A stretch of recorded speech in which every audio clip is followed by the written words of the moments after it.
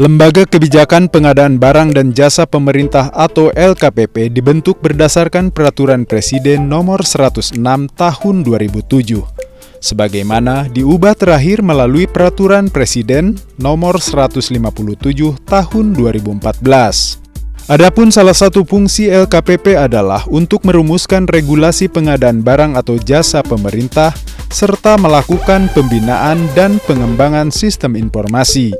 Di antaranya adalah SPSE, Sistem Rencana Umum Pengadaan, dan e-Katalog. Bukan hanya itu, LKPP juga bertugas mengembangkan SDM pengadaan dan pemberian bimbingan teknis, advokasi, dan pendapat hukum. Pada praktiknya, LKPP berkedudukan sebagai lembaga pemerintah non-kementerian dan bertanggung jawab langsung kepada Presiden dalam menjalankan tugas dan fungsinya. Lalu sejauh mana sepak terjang lembaga non-kementerian ini untuk meningkatkan pemulihan ekonomi di tanah air yang hingga saat ini masih didera pandemi? Berikut obrolan selengkapnya di Speak After Lunch.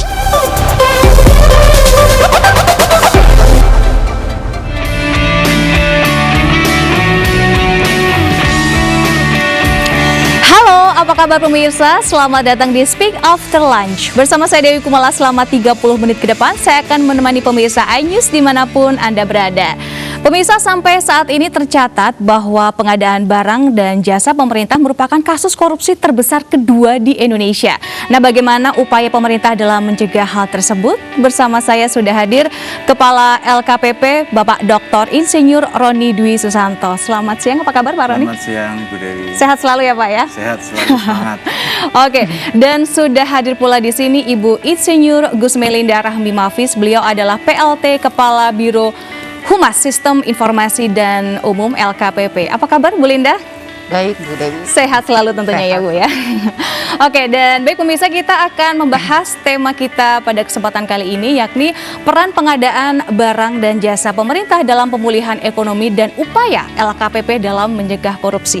Oke, saya mungkin akan ke Pak Roni terlebih dahulu mengenai gambaran besar fungsi dan tugas LKPP. Mungkin bisa dijelaskan Pak? Terima kasih Bu Dewi. Jadi pertama tadi sudah disampaikan di awal, tugas dan fungsi LKPP adalah sebagai lembaga satu-satunya yang ditugaskan Presiden untuk menyusun, mengembangkan strategi, kebijakan dan pedoman terkait pengadaan barang jasa pemerintah.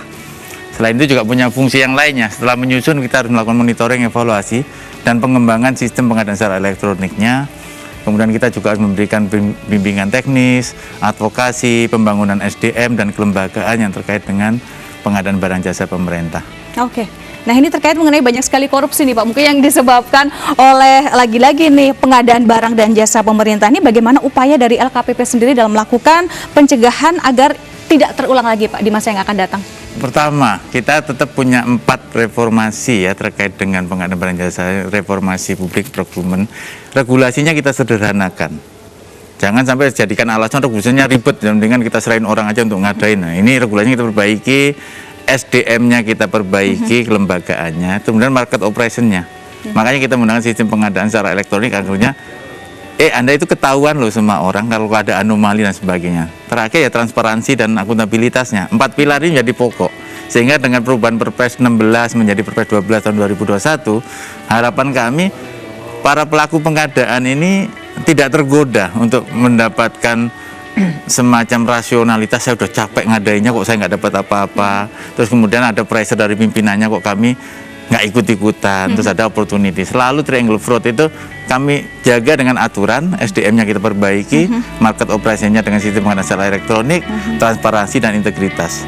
Itu udah kita lakukan dan kita selalu kan warning.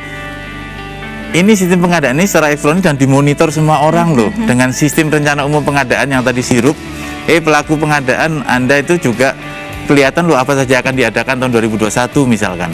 Itu kelihatan. Terus kemudian siapa saja penyedia nanti yang menang juga kelihatan. Kalau yang menang cuma AAA itu aja, ada apa ya? Hanya A saja. Ya, Pak, ya? Betul.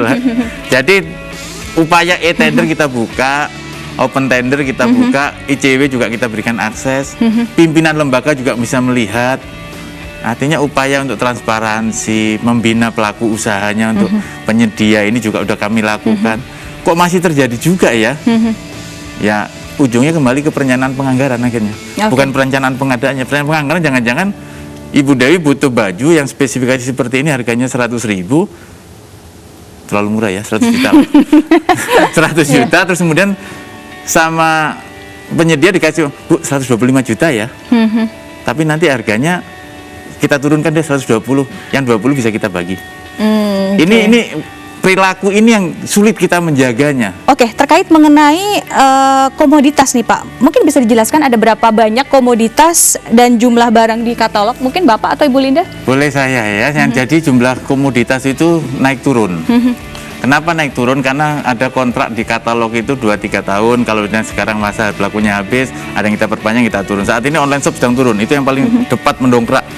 Dan target kami sesuai dengan rencana LKPP adalah 70.000 yang produk akan bertambah di tahun ini. Jadi totalnya bisa hampir nanti sekitar ya 100 ribuan lah. 100 ribuan jumlah produk. Kenapa kok berkurang jauh dari yang sebelumnya? Karena ada produk yang ternyata sudah ditayangkan tidak dibeli. Dan ini proses tayangannya pun usulan dari kementerian lembaga atau menurut kami. Dan penyediaannya pun semakin meningkat. Dan kalau kita lihat jumlah UMKM yang terlibat dalam e-katalog, baik nasional, sektoral maupun lokal, termasuk nanti di toko daring kita kembangkan, itu hampir 56% penyediaannya adalah UMKM. Oke. Dan ini juga terkait kembali lagi mengenai isu korupsi ini, mungkin saya ke Bu Linda terlebih dahulu nih. Seperti apa sih Bu? Adakah mungkin sarana yang sudah disiapkan oleh LKPP yang mungkin dapat memfasilitasi aduan masyarakat ataupun individu agar yang sudah-sudah jangan sampai terulang lagi terkait mengenai korupsi, Bu? Silakan. Ya, terima kasih Bu Dewi. Sebetulnya sejak tahun 2010-2011 itu LKPP sudah mengembangkan sistem yang namanya whistleblowing. Whistleblowing system itu ada dua, yang untuk internal pemerintah dan yang untuk masyarakat.